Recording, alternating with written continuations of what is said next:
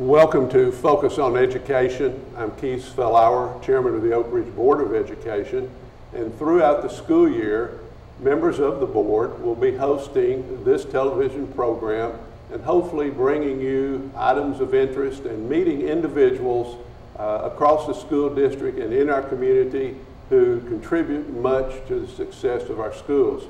I have several guests tonight. My first guest this evening is Bruce Lay, who is our Executive Director of School Leadership, and we're going to talk about school attendance, which is one of the many hats that you wear during the course of the school year.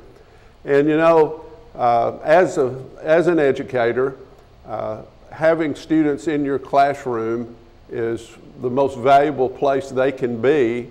In order for them to be a success, they have to be in school. And we're not talking about success of going on to college or to a career or into the military. We're talking about success in whatever you choose.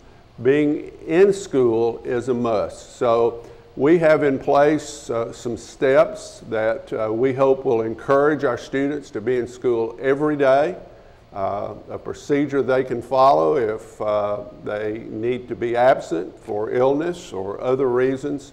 So Bruce, I'm just going to kind of turn it over to you and let you fill us in on what we expect out of our students in the Oak Ridge schools for attendance purposes. Okay. Well, you sort of stole my opening comment. Oh, well, sorry. Our main objective concern is to simply have students in school. You know, and sometimes when you're going through the process, people are naturally going to be a little bit irritated, agitated, and sometimes we're going to think, you know, I just wish they would leave us alone. You know, parents, students, and our goal is just real simple. We just simply want to do our part to assure the students are in school. We recognize the importance of them being in school. We realize that as far as their education, that they can't reach their potential unless they're in school and getting that training. So it's just so important. So the first thing I would just say is that this is not a plan to create irritation, to assign consequences. Our goal is simple. We just want to support families, students in being in school because it's so important. And we're learning a life lesson because when you leave school, you graduate from Oak Ridge High School, wherever you go, and whenever you take that first job, if you don't show up, you're not going to have that job for a very long period of time. So this is beginning training to learn what expectations are when you get out in the real world, so to speak. It really is, and sometimes parents, I think, fail to correlate. Students are forming patterns right now, and research has proven students who do not attend school on a regular basis will not attend work on a regular basis, and it will cost them employment. And, you know, you think about what schools do, the two major things that causes a person to be terminated is number one, not being there. Secondly, the inability to get along with others. Well, school can help in both areas. So once again, to prepare a person for life, it is essential that they be in school. The state came out with a new initiative, basically that schools are required to do in regards to truant students. It will create some challenges for us because basically the intent of the tiered program creates a lot of work, which is good. But it's also going to provide a lot of communication between the schools and the parents. So if we get to the point, you know, we're at the end of the road, nothing has worked, and we have to file a truancy petition, or we need to file an educational neglect warrant against a parent, you know, I feel very good about the fact that there have been multiple opportunities for communication to resolve the issue, to provide the support necessary. And by the time we get to that area, we will fully understand what has happened. We were also fortunate enough, we actually started having campus truancy and review meetings, attendance meetings, about 2 years ago. And we started doing that once again to address the truancy issue in Oak Ridge. The state has not provided us with data that says this is how we compare to Anderson County or Roane County or Knox County. But based on the numbers we have as far as absenteeism, truancy, it is clear that we need to improve in this area. So we started that campaign about 2 years ago to basically offer students and parents the support they need to correct this. So when the state came out with their new initiative, we were actually in better shape than a lot of school systems that were doing nothing. But once again, that our approach had to go to meet the expectations of the state to a tiered program. And basically, I have here, and I'm going to go through the steps that are necessary, or the steps that we will basically go through to work with families to assist students. First of all, families will receive a copy of this plan, and this is called the Oak Ridge Schools Progressive Truancy Plan. And basically our students, this was sent home, I think this past week, perhaps the week before, but in the last couple of weeks this was sent home. And this is sent home with each student at each of our schools? Yes, each student received a copy at our schools. It also, the plan, we have asked that it be placed on the school websites, and then like I said, we'll get this posted on our Oak Ridge Schools website where families can see that. The other thing is each day that a student misses school, the parents will receive an automated phone call, and it will tell them that basically their child was not in school today. Because sometimes a common response sometimes is, you know, Mr. Lake, I didn't know my child was missing school. So we do have an automated system, Skylert. It sends out those messages, so that assists parents. And I know last year we had 1 or 2 schools that was not functional. We did not realize that till a parent called me and said, I honestly didn't know. And my comment was, oh, but you get these phone calls. I assure you I haven't got those phone calls. And I took him at his word, and when I started researching that, he was correct. So we have corrected that for this year. Parents will also receive an additional automated phone call informing them that their child has accumulated 3 unexcused absences. The reason we do that is starting with the 5th unexcused absence, we start taking steps according to this plan. So we're going to send an additional automated phone call out, and it's just going to tell you, you are at 3 unexcused absences. While we're there, it is essential that when a child is absent and has a good reason, a valid reason to be absent, something that would be marked excused, it is essential that that student turn in some type of documentation from the parent, from the physician, and parents are permitted to write 7 excuses for illness, death in the family, religious holiday, things such as that. A parent can write 7 notes that will be excused. Once we get past the 7 notes, at that point we do require a physician or some type of documentation, anyway, whatever the case might be. So, but anyway, we'll continue to send warnings. With the old plan, I think I stated there were 17 communications between the school and the families to basically tell families that attendance was not where it should be. With this plan, it far exceeds the 17. Okay, so, but with Tier 1 is going to be basically for students accumulating 5 or more unexcused absences will receive the following support. Number 1, the school truancy intervention team, and this is new with this year's law, each school has a truancy review team. And once again, their goal is not to be insensitive, to be harsh. Their goal is to work with students and parents to provide the support that we can provide to improve attendance. Well, and I think that's right, is a very important aspect. All of this communication is combined from the parents and the student. Yes. And it's that collective effort that should help get that student, their child, in school. Yes, the state has been very specific, and there are certain mandates for us to be in compliant that involve parents. So and this is better. In the plan we had the past 2 years, honestly, you got the number 10. You were in danger of having a truancy petition filed against your child or an educational neglect warrant filed against the parent. You know, and we were at number 10. With this, we're starting with unexcused number 5. So we're going to have early interventions. But basically, the school truancy intervention team will schedule a meeting with the student and parent guardian. Attendance concerns will be discussed to determine appropriate interventions. And that is step 1 of Tier 1. Step 2, an attendance contract will be completed and signed by the student, parent, guardian, and members of the truancy intervention team.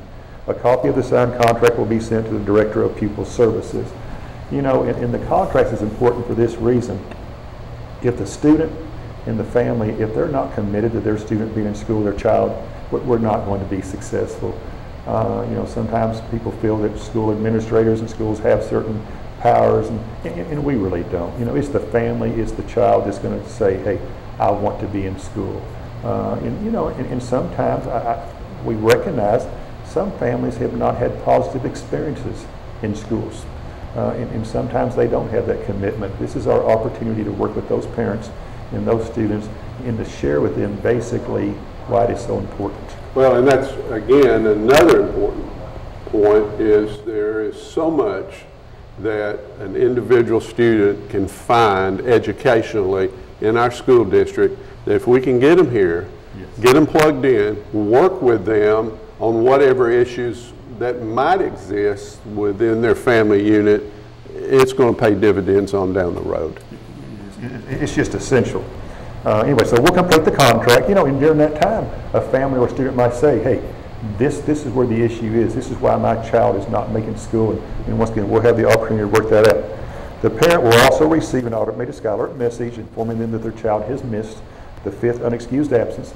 I will say at this time, sometimes you'll get that phone call and you'll say, oh no, I forgot to send a note. That is the time to get on the phone, contact your child's school, speak with an administrator, guidance counselor, someone, and share that, and let's get that documentation, and we can go backwards. Okay. Step 4, a copy of the 5-day attendance letter will be sent to the office of the Anderson County District Attorney, and the student will be placed on the District Attorney's truancy watch. Our District Attorney, Mr. David Clark, he wants to know who is truant. He wants a list. He wants to see the names, and basically, I'm going to be honest, I think the documentation is more intended for the school system than for the family. He wants to have verification that we are identifying these students, we know who they are, we're meeting with them. At that point, if it does wind up becoming a legal matter, he is confident that once again the opportunity was given to provide additional support and for the situation to be corrected. Step 5, additional conferences will be scheduled as needed, and once again, we have that initial meeting at Tier 1. The parent says it's still not working. I still need more support. My child needs this to make it, for this to be successful. Once again, contact the school. If we see it not working on our side, once again, we can take the steps to contact the parent and to meet with the student.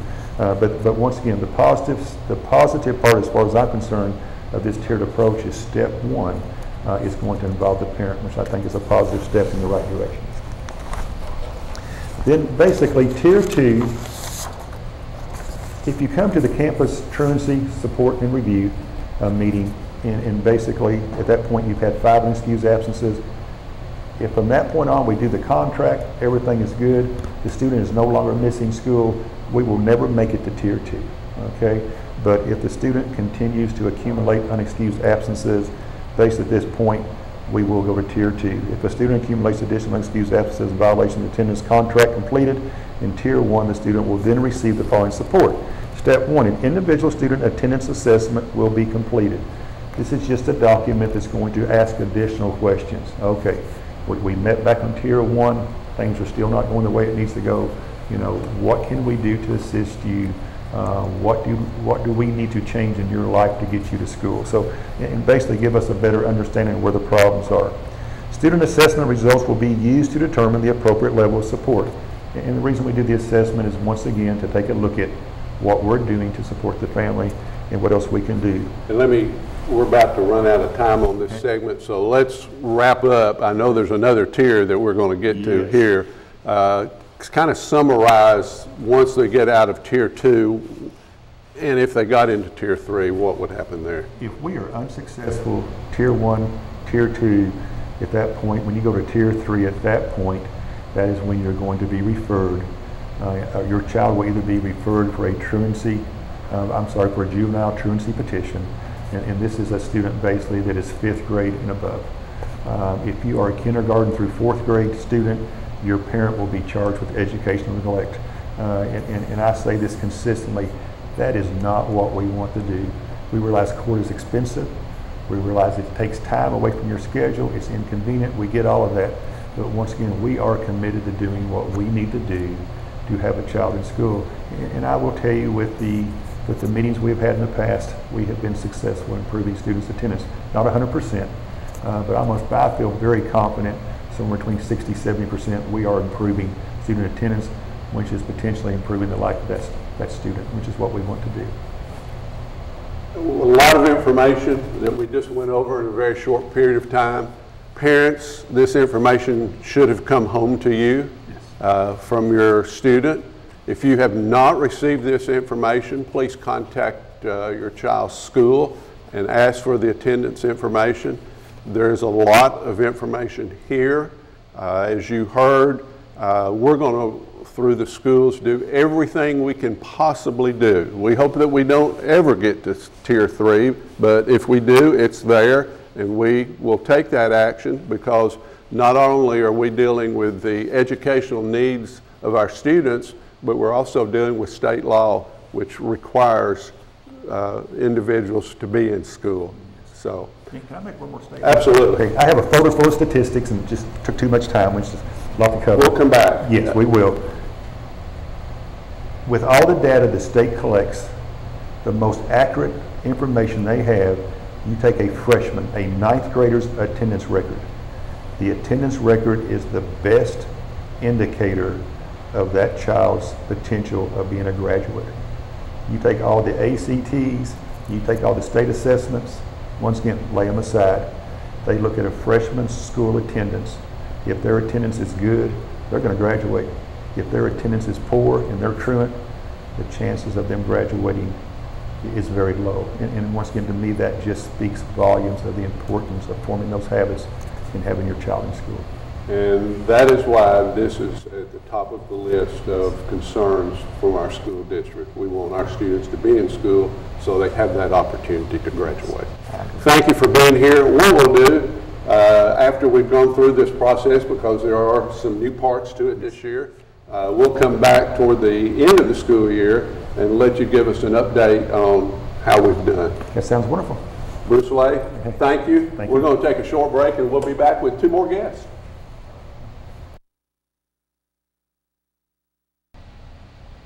Welcome back to Focus on Education. My next 2 guests are not actually these 2 books, but the 2 individuals that are holding these books, Ms. Jessica Steed, who's the Executive Director of the Oak Ridge Education Foundation, and Ms. Benita Albert, who is a redirected educator. Notice I don't ever use retired. A redirected educator, and who is a member of the Education Foundation Board of Directors. And I understand you were the brainchild, so to speak, of this book. Is that correct? So we're going to start with you. All right. How did this all come about? Where did your idea, and I know this is part of the 75th anniversary celebration of the City of Oak Ridge, and this is a fundraiser for the Education Foundation. So, Benita, how did this all come about? Where did the idea spawn its existence? All right. Thank you, Keys, for this opportunity. You got it started. You're right. It was the 75th year. I was able to look at a directory and count up roughly 30,000 Wildcats who are alumni. And I thought, we need to be in touch with them. We need to bring this huge population together in a special way. It's 75 years. Let's find someone from each of the 75 classes and get their stories, because there is no story quite like the beginning of Oak Ridge schools. So we were able, over a period of about 4 months, to find someone in each of the classes, 1944 through 2018, and also recruited some other really, really important people to get this going, to get this moving above and beyond the class stories. Yeah. I know, and I don't remember how many years ago this was, a few years ago, at the beginning opening session for our teachers reporting back, we kind of came up with the idea to find someone that was a graduate of all the graduating classes and have them come up on the stage. And people today still talk about how important that was to see these individuals. They didn't get to tell their story, but now those who were selected are telling their story in these books. Correct, correct. So this didn't happen overnight. Oh, no, no, no. The board approved this in March of 2017. I had 5 what we call anchor authors at that point in time committed, because I had to prove to the board we could do this, that people were willing. And what I would love to say about the project is it was difficult to locate people, but once I asked, it was not difficult to enlist them. The pride in their Oak Ridge education and the chance to tell some incredible stories was ready. The most difficult year, of course, was 1944, because that class had only 33 seniors in it. 7 of those 33 went to war at mid-year. And it took some doing, but you find one wildcat, they'll find another, they'll find another, and I actually found a graduate of the class of 47 whose sister was in the class of 1944. And in doing so, you've probably, as a spin-off of this, compiled a list now of information of contacts of former Wildcats. Yes, yes, we are connected in a way that makes me very happy, very happy. The story evolves over the years because the history evolves over the years, but there is a lot in common from the first year to the last year. I'm really happy to have this story out. So I know you had to have a number of people, from proofreaders to designers. Might mention who designed the cover of the one that you have. Jim Dodson, art teacher at Jefferson Middle School, and again, another person who immediately said, yes, I'll do something. The interpretation of the picture is inside the book. A beautiful, beautiful picture. Now, did you end up with more than could fit in the book? Oh, absolutely. So is there going to be a second edition coming sometime soon? Well, Jessica is my #1 partner in this process, and she's committed, as I am, to not only keeping the stories we have, but continuing the stories on a virtual archive online. Oh, that would be fantastic. And that would be through the foundation, yeah. Well, and let me we're going to talk about the foundation in just a minute, but through my role as chairman of the Board of Education, I have the opportunity to travel across the state and meet board members from other districts. And I assure you, in the state of Tennessee, there is no better educational foundation than what we have in Oak Ridge. And what they do through the grant program is exceptional. Fundraising is difficult at best. But we've been very fortunate in Oak Ridge that people who are former Wildcats and those who are not, who understand the value of an excellent education system, step forward. So tell us a little bit now where I can find the book, how much it costs, and where the money's going to go, and all of that good stuff. Okay, there are a few different ways you can get the book. If you live in Oak Ridge, the easiest way to get the book is either at the Farrell shop or at Jefferson Drugs, or the hospital started carrying them even today, the gift shop there. So those are 3 places that you can go at your convenience during their normal operating hours and purchase the book. As you said earlier, there are 2 versions. There is a hardcover version. That's the version that I'm holding now. It is $75 for the 75 years. You do have to pay sales tax, which brings it up to $82.31.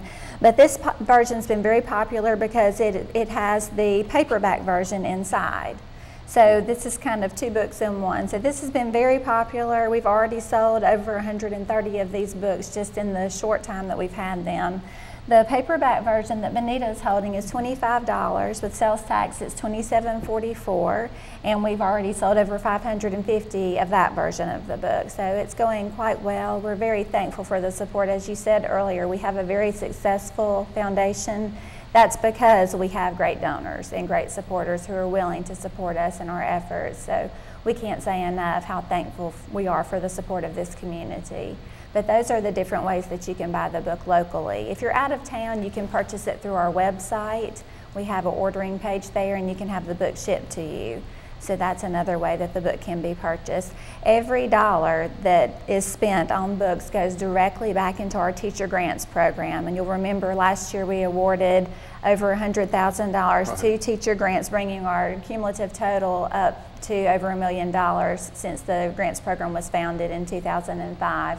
So every dollar will go to that fund. None of these monies will go anywhere else. So we do want the community to understand that when you purchase a book, you are supporting the teacher grants program.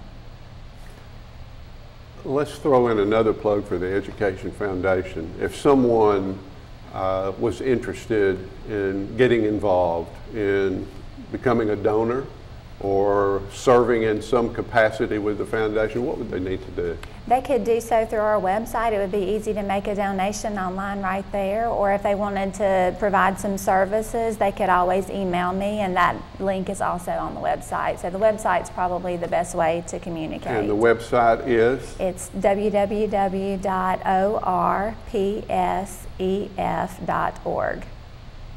And they can go there and find out all the information that they need. Absolutely, and they can always call me if they don't like to go online. That would be fine too, and our phone number is 865-241-3667.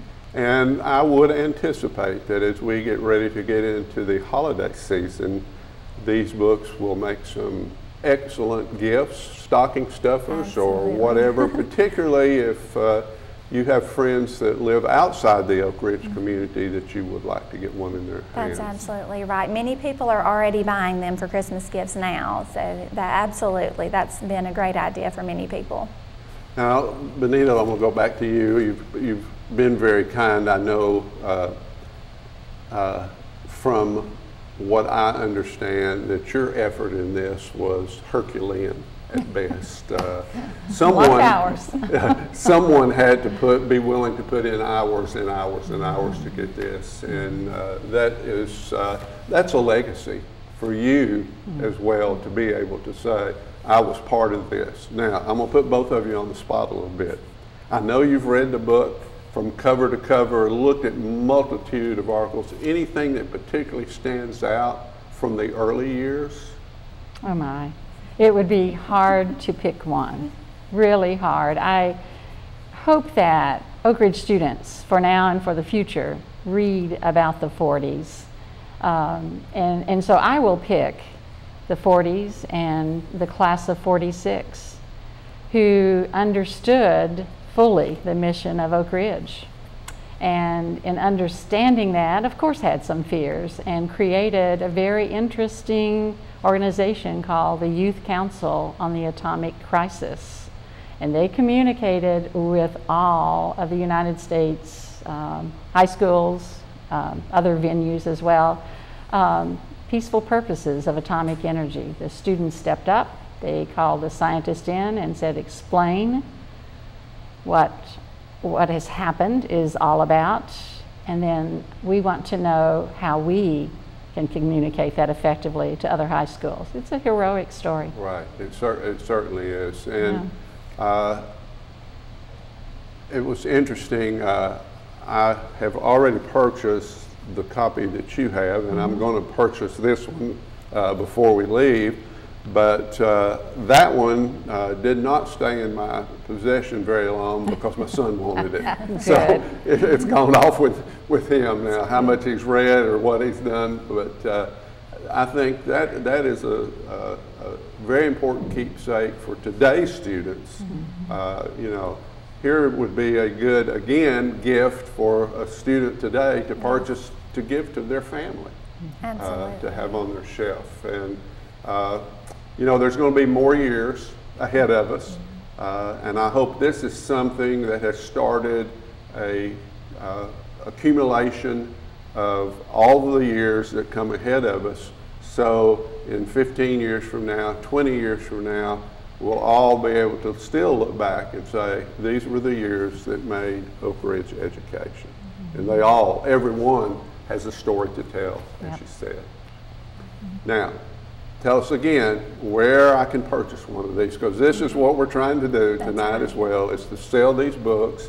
And I think once people, if you just pick up one and kind of glance through it and read the first or just open the middle, you'll want to read the whole story. I think so, for sure. Another thing we should say is that in addition to the 75 stories from each class, there are 55 teacher stories and over 40 pictures. There's also a history section. So it's more than just what we mentioned earlier. But people can buy them at the Fillauer shop, at Jefferson Drug Store, or at the hospital's gift shop in town, or if they're out of town, they can order them through our website and have them shipped. And I want to go back to something you did hit on, but this is an important aspect as well, and that's the grant program at the foundation. Can you throw in just a little plug for that and how that works? Sure. We have a competitive grants program so teachers can dream beyond what public tax dollars can provide and write grants for things that they would like to do in their classroom but can't afford. We have a grants committee that scores those grants based on certain criteria, and we fund as many as we can afford to fund each year. We always have a lot more requests than we have funding. So far year to date, we've had about a third of requests that we've actually been able to fund over the years. So we could always use more support in that area. So more donations means more grants. Absolutely. And that's important. Yes. Well, my guest this evening, this comes and goes really quick. My guest this evening and the first part of the show was Bruce Lay, our Executive Director of School Leadership, and we talked about attendance. We hope each family has received that information and will read it and make sure your student is in school.